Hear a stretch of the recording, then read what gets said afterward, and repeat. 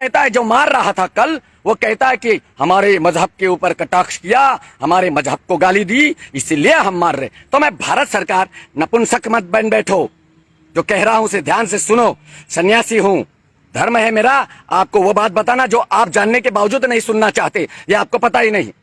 अगर कोई धर्म विशेष व्यक्ति, ये मुसलमान, ये जो कह रहे हैं कि हमारे धर्म, हमारे नबी साहब, हमारे मोहम्मद साहब के लिए इस प्रकार से भद्दी टिप्पणी की गई है, इसीलिए हम इनकी हत्या कर रहे हैं, तो जो धर्म इस प्रकार से हत्या करवाना चाहता है हिंदुस्तान में, क्या उस धर्म को बैन नहीं किया जाता है हिंदुस्तान में? क्या उनको यहां से भगाया नहीं जा सकता? जब 1947 में देश मुसलमान और हिंदू के नाम पर विभाजित कर दिया गया, तो क्यों उनको यहां रख करके हिंदुस्तान की दशो दिशा बिगाड़ रहे हो आप?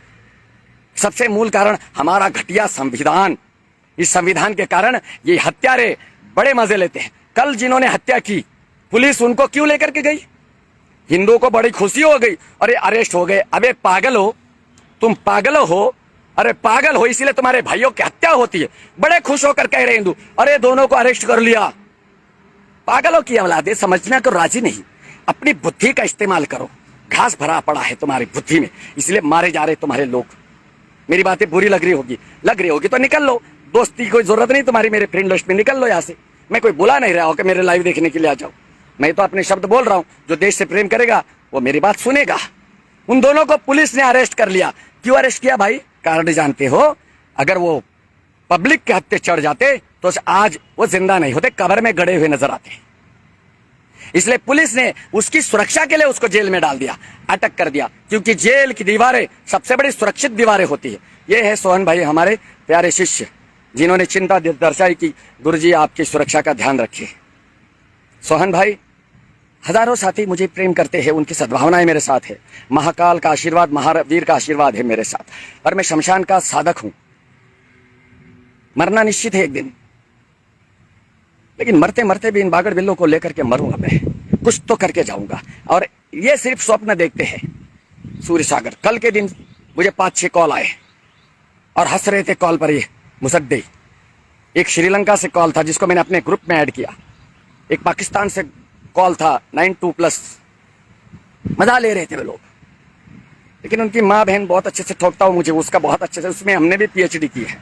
उनको लगता है कि बाबा डर जाएगा। बाबा भले क्यों डरेगा? बाबा उसी दिन मर गया जिस दिन हमने अपने वस्त्र त्यागे। बस ज्यादा बात नहीं कहूंगा। डर नहीं है किसी बात का, डर ईश्वर का भी नहीं है इस सूर्य सागर को, क्योंकि ऐसा कार्य नहीं करता जिससे मुझे ईश्वर के सामने शर्मिंदा होना पड़े। कल उनको अरेस्ट करके पुलिस ने अंदर डाल दिया। तुम्हें बड़ा मजा आ रहा है, अरे उनको अरेस्ट कर लिया। नहीं, उनकी सिक्योरिटी, उनके घर की भी सिक्योरिटी, कि कोई हिंदू वहां जाकर के आतंक न मचा दे। सुरक्षा की जरूरत उसके परिवार को थी जो मारा गया, लेकिन सुरक्षा उसको दी जा रही है जिन्होंने हत्या की। ये है कांग्रेस शासन प्रदेश। तुम लोग बड़ी राजस्थानी बड़ी होशियारी मार रहे थे, कह रहे थे वसुंधरा तेरी खैर नहीं और मोदी तेरे से बैर नहीं। एक व्यक्ति को हराने के लिए तुमने अपनी पूरी बजा दी। महाराणा प्रताप को लज्जित कर दिया। महाराणा प्रताप जिन्होंने घास की रोटी खाई, अपना पुत्र अमर सिंह राठौड़ जिसको घास की रोटी खिलाई, लेकिन झुके नहीं वो। और तुम हरामखोर एक बोतल में बेच जाते हो, इसीलिए सत्ता आ गई कांग्रेस की। मर रहे हैं तुम लोग, मरोगे। और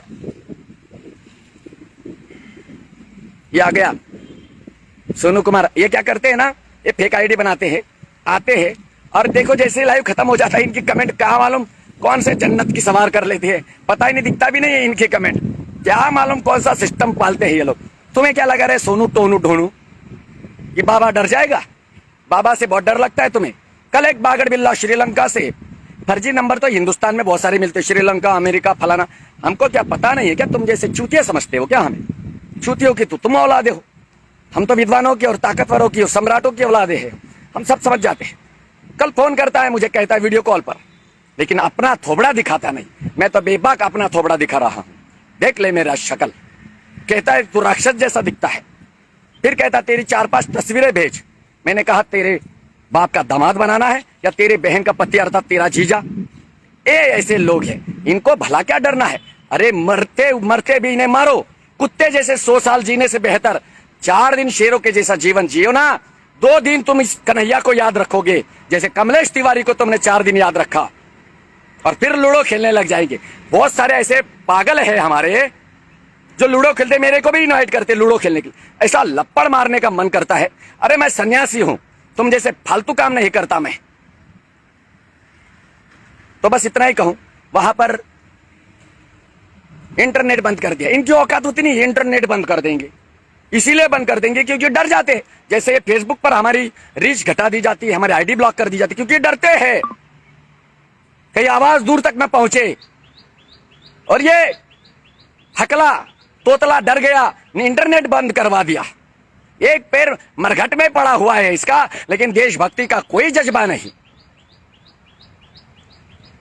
मैंने सुना है कि कल हमारे गुजरात में भी कुछ, कपिल जी भारद्वाज, सही कहा आपने, ये साले फेक आईडी वाले, कुछ 2-4 विधायक, मैं पूरी बात नहीं जानता, लेकिन हमारे अरविंद गिरिजी स्वामी जी है, मेरे परम मित्र है महिसागर से, उन्होंने पोस्ट किया था कि 3-4 विशेष समुदाय मुसलमानों के विधायकों ने ऊपर से दबाव डाल करके कुछ लोगों के फोन, हिंदुओं के फोन जब्त कर ले। भाई किस आधार से तुम हिंदुओं के फोन ले जा सकते हो? बिना नोटिस, बिना केस, बिना एफआईआर। और वो हिंदुओं ने तुम्हारे अपने मोबाइल भी दे दिए। आश्चर्य है क्या हो रहा है गुजरात में भी वो, जबकि गुजरात तो सरदार वल्लभ भाई पटेल की भूमि है, गुजरात तो नरेंद्र मोदी साहब की भूमि है, अमित शाह की भूमि है।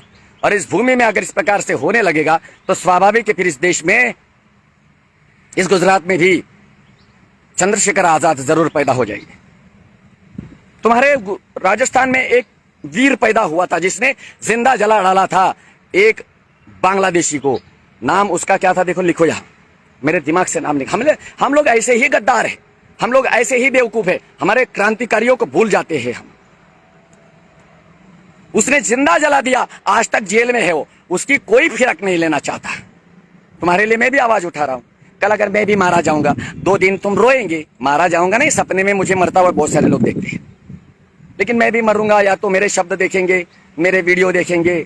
शंभू रेगर नाम था उनका, शंभू रेगर, हाँ शंभू लाला ओमपुर जी लिख रहे। तो 2 दिन रोएंगे। तो ये लूडो फूडो खेलना बंद करो।